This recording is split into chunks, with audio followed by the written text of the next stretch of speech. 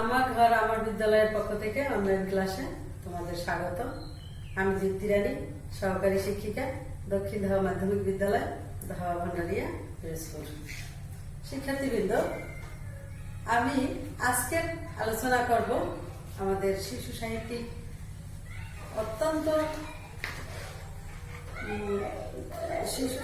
এবং শিশুদের কাছে অত্যন্ত সুপ্রিয় একজন কবি সুকুমার রায়ের একটি কবিতা। তো সুকুমার রায়কে তোমরা হয়তোবা সবাই চিনবে, যেহেতু তার নামের শুরুতেই আমি বলছি যে শিশু সাহিত্যিক এবং শিশু প্রিয় একজন কবি সুকুমার রায়। তো সুকুমার রায়ের তোমাদের কাছে হাতের কাছে পাঠ্য বই নিশ্চয়ই আছে, যদি থেকে থাকে তাহলে একটু তোমরা পাঠ্য বইটি খুলে দেখো, সেখানে সুকুমার রায়ের একটি কবিতা আছে। তো সুকুমার রায়ের কোন কবিতাটি আছে তোমরা হয়তো এতক্ষণে বই খুলে দেখেছ। কি কবিতাটি? কবিতাটির নাম হলো শ্রাবণে। তো শ্রাবণে কবিতাটা লিখেছে সুকুমার রায়। তো প্রথমে আমরা একটু কবি পরিচিতি বা কবির সাথে একটু পরিচিত হই। সুকুমার রায়, তার জন্ম হলো 1887 খ্রিস্টাব্দে কলকাতায়। তার পিতা ছিলেন উপেন্দ্র কিশোর রায় চৌধুরী। তাহলে সুকুমার রায়ের পিতা কে ছিলেন? উপেন্দ্র কিশোর রায় চৌধুরী। তার পৈতৃক নিবাস ছিল ময়মনসিংহ জেলার কিশোরগঞ্জে। তার পুত্র অর্থাৎ সুকুমার রায়ের পুত্র কিংবদন্তি চলচ্চিত্র নির্মাতা সত্যজিৎ রায়। সুকুমার রায়ের পুত্র কিংবদন্তি চলচ্চিত্র নির্মাতা সত্যজিৎ রায় এবং সুকুমার রায়ের উল্লেখযোগ্য লেখা আবোল তাবোল, হযবরল, পাগলা দাশু ইত্যাদি। তার মৃত্যু 1923 খ্রিস্টাব্দে। এবারে আমরা একটু, তোমরা বোর্ডের দিকে লক্ষ্য করো, আমরা এই কবি পরিস্থিতিটা একটু দেখে নেই।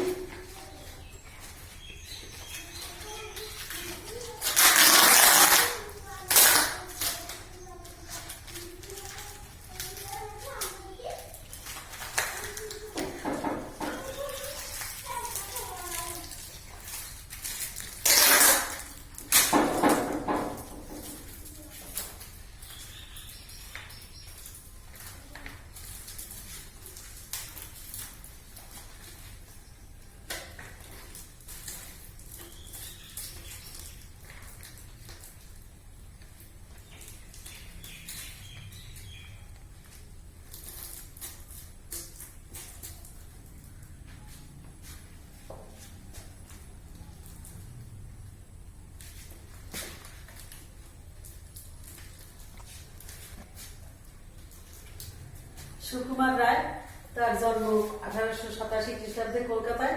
তার পিতা উপেন্দ্র কিশোর রায় চৌধুরী, পৈতৃক নিবাস ময়মনসিংহ জেলার কিশোরগঞ্জে। তার পুত্র কিংবদন্তি চলচ্চিত্র নির্মাতা সত্যজিৎ রায়।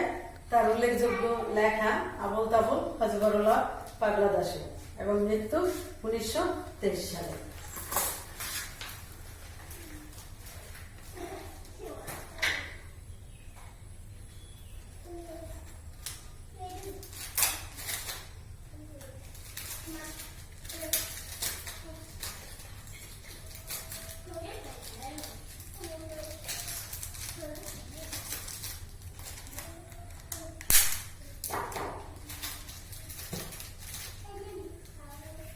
এবারে তাহলে কবিতাটা আমরা একটু আবৃত্তি করি।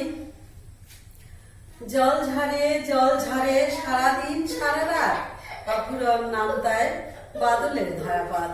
আকাশের মুখ ঢাকা ধোয়া মাখা চারিধার, পৃথিবীর ছাদ পিটে ঝমাঝম বাড়িধার। স্নান করে গাছপালা প্রাণ খোলা বর্ষায়, নদী নালা ঘোলা জল ভরে ওঠে ভরসায়। উৎসব ঘন ঘোর উন্মাদ শ্রাবণের, শেষ নাই বর্ষার প্লাবনের। জলে জলে জলময় 10 দিক টলমল, অবিরাম একই গান ঢালো জল। ধুয়ে যায় যত তাপ, জ্বর গ্রীষ্মের ধুয়ে যায় রৌদ্রের স্মৃতিটুকু বিশ্বের, শুধু যেন বাজে কথা নিচ্ছুম ধুক ধুক, ধরনের আশা ভয়, ধরনের সুখ দুঃখ। প্রিয় শিক্ষার্থী, এবারে এই কবিতাটি সুকুমার রায় লিখেছেন শ্রাবণের সেই তাণ্ডব লীলা বর্ষণমুখর পরিবেশকে কেন্দ্র করে। এবারে কবিতাটি আমরা একটু বোর্ডে দেখে নেই।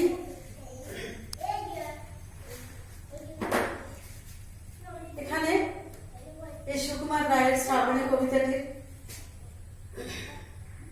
কিছু কিছু শব্দ আছে যে শব্দগুলি হয়তো তোমরা অর্থ সহ জানো না, সেই শব্দগুলো আমরা এখান থেকে কিছু কিছু শব্দ বেছে নেই যা অর্থ সহ আমরা শিখবো। যেমন এখানে আছে ধারাপাত। আপনি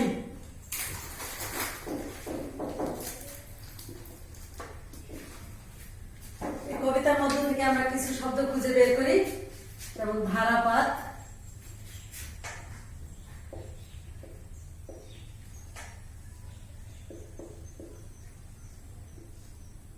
ধারাপাত, ছাদ,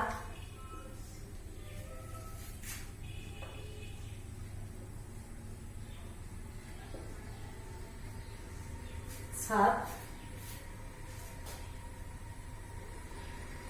উন্মাদ,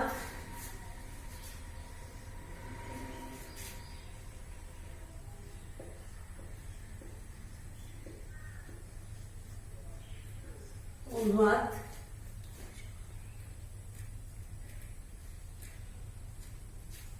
জ্বর জ্বর,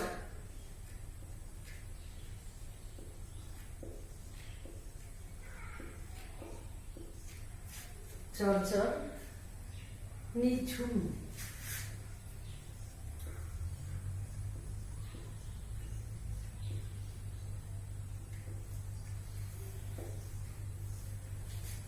এই শব্দগুলি একটু আমরা অর্থ জেনে নেই। তাহলে কবিতাটি দেখেছো তোমরা?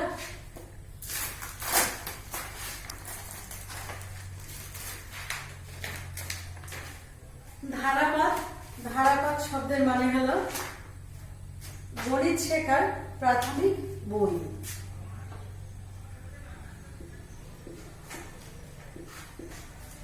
গণিত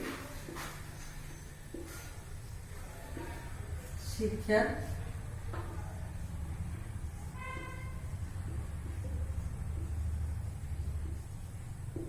প্রাথমিক বই।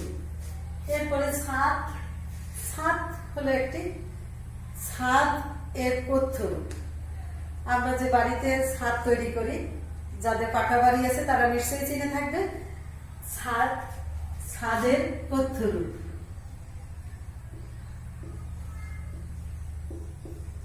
ছাদের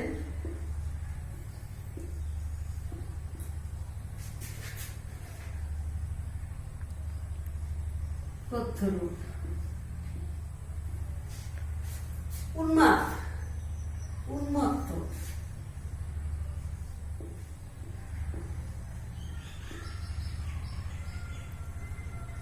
উন্মত্ত, জ্বর জ্বর,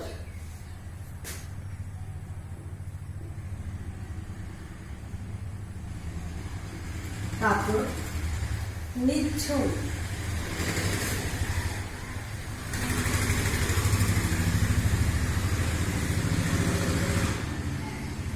নীরব বা নিঃশব্দ। শিক্ষার্থী বন্ধুরা, এবারে এখানে যে শব্দগুলি আমরা তুলে ধরলাম কবিতার মধ্য থেকে, এই শব্দগুলির অর্থ জানলাম। যেমন ধারাপাত, গণিত শিক্ষার প্রাথমিক বই।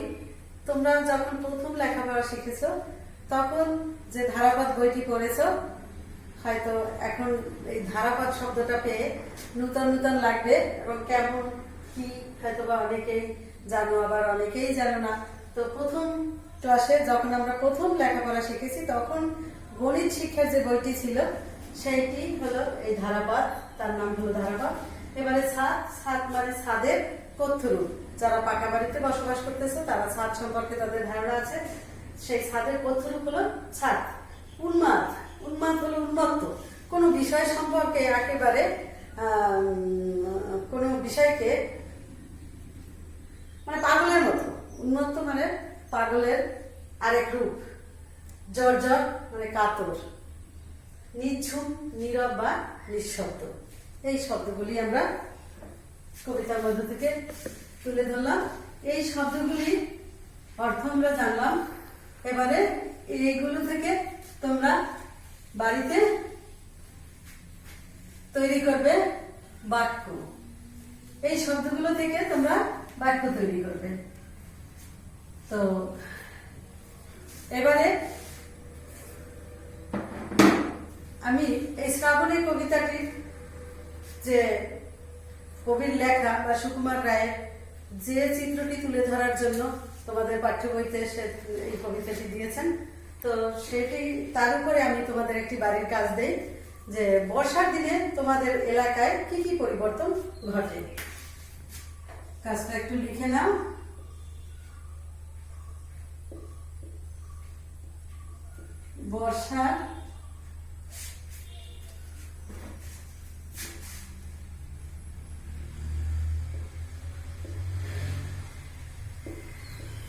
বর্ষার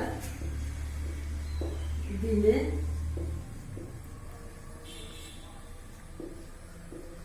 তোমাদের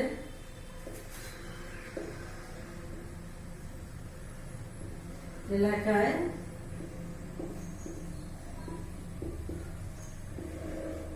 কি কি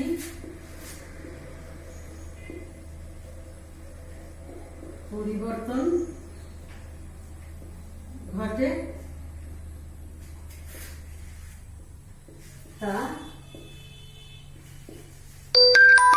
লিখো। ধন্যবাদ শিক্ষার্থীবৃন্দ, ধন্যবাদ আমাদের সকলকে। এই করোনার প্রভাবে হয়তোবা লেখাপড়া কিছুটা ব্যাহত হচ্ছে তোমাদের সবারই, তো তারপরেও তোমরা পিছিয়ে থাকবে না, বাড়িতে বসে সবাই লেখাপড়া করবে, যেহেতু আগামী দিনে তোমাদেরকে বড় হতে হবে। তোমাদের উপর নির্ভর করে আমাদের জাতির ভবিষ্যৎ। ধন্যবাদ শিক্ষার্থী, থ্যাংক ইউ।